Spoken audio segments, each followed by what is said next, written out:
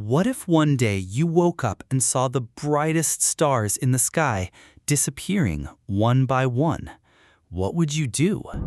Invisible to the eye, yet devouring everything. Black holes.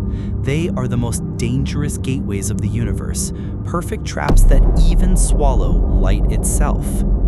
But what if you approached a black hole? First, you would feel space and time bending around you.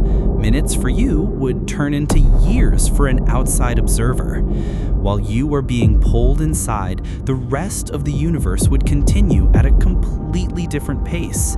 Scientists say that at the center of a black hole lies a singularity, a point of infinite density, a place where none of the laws of physics we know can exist. But what if that is only the beginning?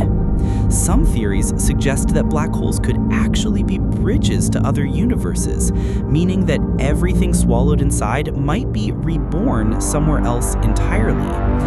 No one knows the definitive answer yet, but with every new telescope and every new observation, we get one step closer to uncovering the mystery of black holes. Perhaps one day, we will truly understand what it means to pass through a black hole. But until then, the darkest secrets of the universe will keep watching us.